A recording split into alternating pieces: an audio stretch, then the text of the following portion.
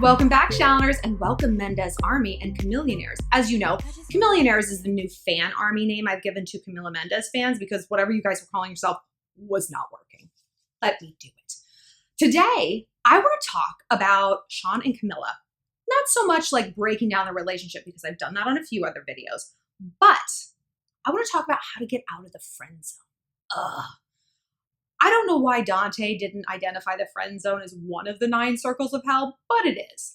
And I'm going to tell you 3 ways to use this summer break to go from BFFs for life to hot and heavy. But first, just want to remind you guys, if you want to talk to me privately one-on-one, find me on the Instant Go app. My username is ShallonXO and click chat to get connected. And yes, it's finally available also on the Android platform. It's also available on iOS. It always has been. And I'm pretty sure it's available in every country in the world. So get after it. Also follow me on Instagram at ShallonXO and listen to my new podcast, Girl on Top, out every Wednesday. So Shawn and Camila. So I just did a video on the kind of like weird body language red flags between those two that I think are like super sus. But let's say that there's nothing sus about this relationship. But let's just say that there's not, okay? Because what we do here on this channel in the Shallon is we look at celeb relationships and dynamics and scandals, and we extrapolate the info and the lessons that we can learn into our own life. Because it's one thing to just like talk the tea, you know, of course, but let's advance the conversation. Let's learn from the mistakes or smart moves of other people. I'm not gonna lie to you. Getting out of the friend zone is a hard, hairy business. It's really tough. It is tough. It's not impossible, but it's an uphill battle. And here's why it's tough. Because when 2 human beings, a male and a female, both straight, when they meet, they are hardwired by Mother Nature to evaluate each other's mateability, right? We look at a guy and we scan him like the Terminator, like looking for bad things, looking for mateability, up and down. And we know very quickly if there's a little spark there. It's like, he's hot. Guys do this like times 1,000, like so much more intensely and so much more instantaneously. It's like examining for fuckability. Like that's just how they are. Because they're like very driven to mate. We're driven to bond. They're driven to mate, you know, in kind of that different way. You know what that means. So if a guy has put you in the friend zone, it's not great. He may have looked at you and evaluated that he didn't think there was a mateability potential. But you know what guys often are? Wrong and dumb. So we can undo that mindset in 3 ways. Step number 1, pull back and rebrand. It's summer break now. But you know what? Even if you're out in the working world and it's not summer break, it doesn't matter. It can always be summer break in your mind. Because what I always love about summer break, it was a time to like kind of caterpillar myself and like reemerge in the fall as a different person. I would work out all the time. I would like do my spray tans, I would get my hair healthy. I would do a whole new like wardrobe refresh. And I would really try to pull back and be like, where am I deficient in my social relationships? Where are things going and where would I like them to go? And that's how I was able to pull myself out of the friend zone in certain situations. I pulled back. So if you have a best friend that you're in contact with all the time, you know, if you're the Camila to Shawn and say, because I want to believe that these 2 are BFFs. And I know you guys want to believe that she was always lusting over him and he was like, not right now. Because we always want to believe that like, we got a shot. You know, we see our own deepest hopes and dreams played out in a celebrity relationship. And that's why we fix on it. So you have to pull back and you have to think, okay, this guy has to see me as a potential mate now. And like this kind of advice I'm going to give you, it's a slippery slope because I don't want you to think you have to change who you are to get a guy to like you. You don't. If this dude does, if your Shawn Mendes isn't into you, do you know how many other Shawn Mendeses there are out there?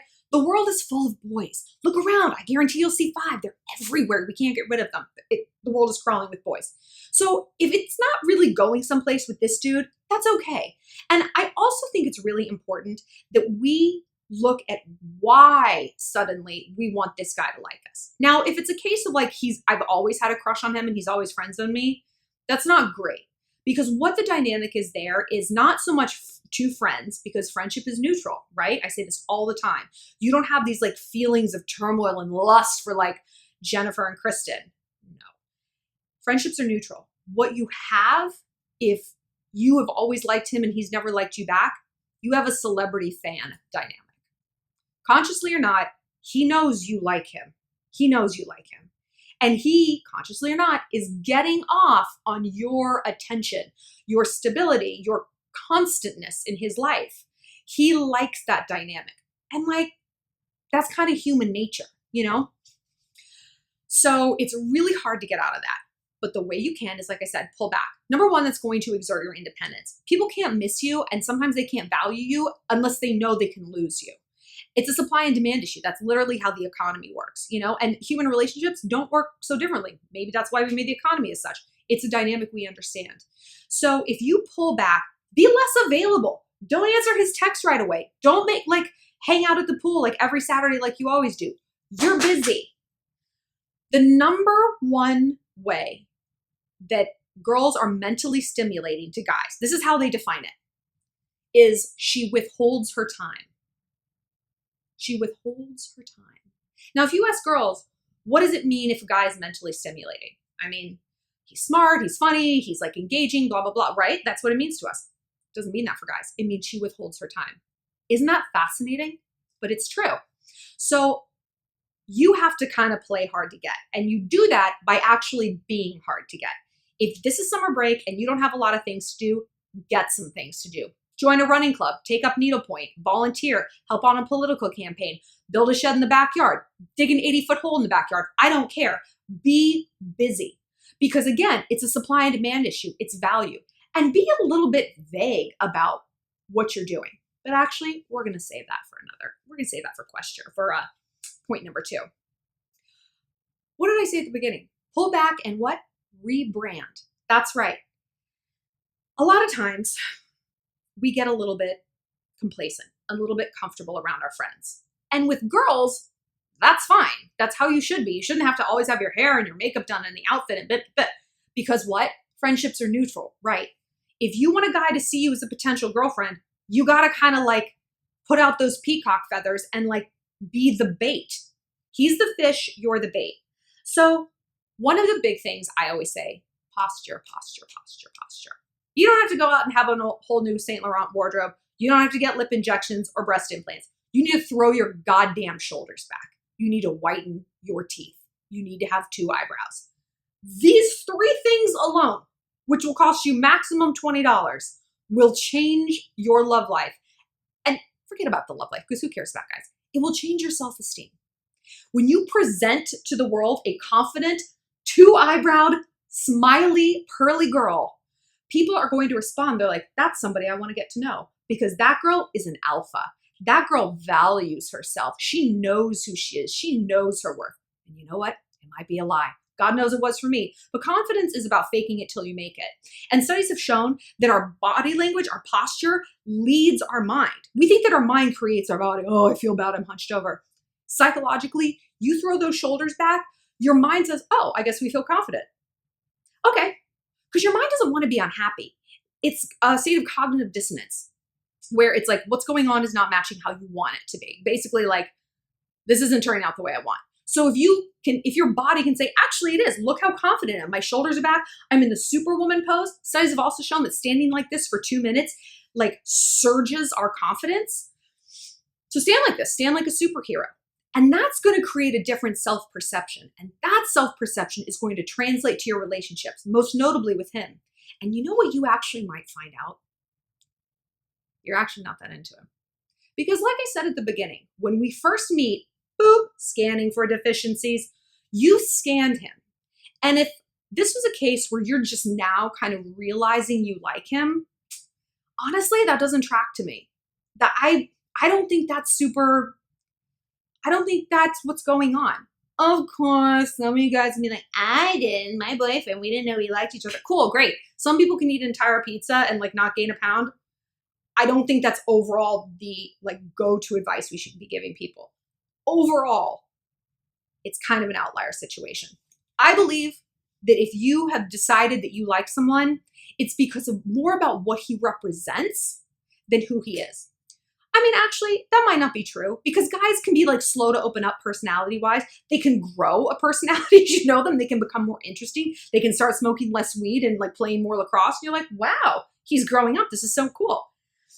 So really sit and examine, like, is he legitimately changing? Is the dynamic legitimately changing? And now something's there that wasn't there before.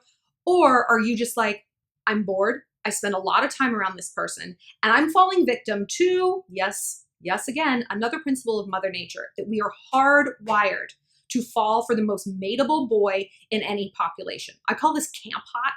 You know, you go to summer camp and you're like obsessed with this guy. Everyone's obsessed with him. You're like, he's a 10. You get back in the real world, you're like, he's a 4. He's a hard 4. He's a big dork. That's why we have crushes on people in our office, in our youth group, like on our, like in our gym class, whatever it is. Like, this is how Mother Nature has designed us. It's a survival mechanism. You know, you're designed to partner up with like the best option at the time. So pull back for no other reason to get a little bit of objectivity and be like, is he that cool? I don't know. Is this my hardwiring? Which you don't always have to obey, you know, whatever.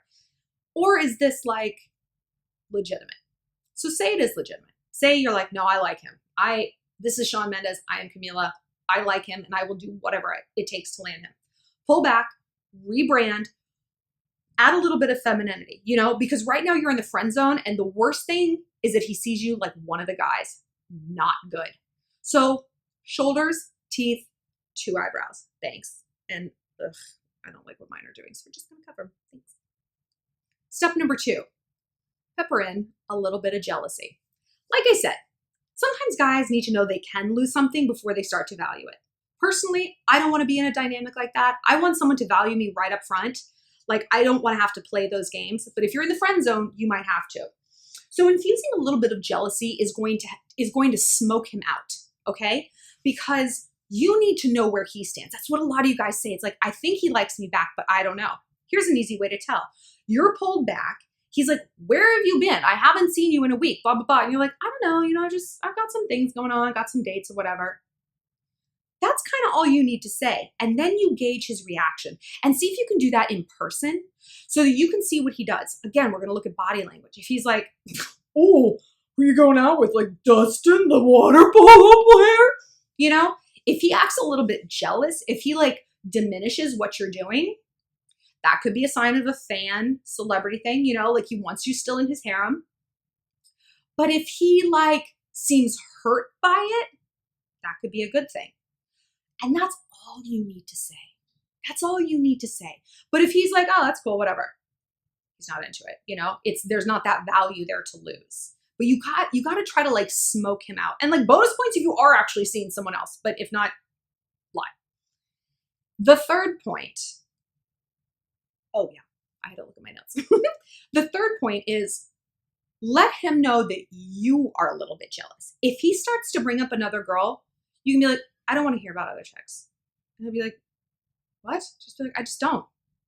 And if he's like, oh, you jealous, Kelsey? You can be like, I don't know, maybe. Let's talk about something else. And that's all you have to say. Because if he likes you, that will be all the green light he needs. I promise. I promise. And when we're in the friend zone, there's a tendency, it's like, well, I have to spend more time with him. He has to see me more so that he can realize how great I am and he can fall in love with me. And he also needs to know that I don't like anyone else. Boys don't work that way. They need to know that something has value and that other people want it. They're hunters. They're hardwired to hunt. And who wants to hunt something that doesn't have a lot of value? Obviously, you have value. You know, but I'm talking about in terms of like competing with other guys. You know what I mean. You know what I mean. So let's go over the steps. Pull back and rebrand. Let him get a little bit jealous to try to smoke out his intentions. And then drop some hints that you might be a little bit jealous. And that is it. Remember, you are the bait. He is the fish. He is the one to do the grand gestures. He is the one to have the conversations. He is the one to take it from here to there, not you. If you have to do that, he doesn't like you.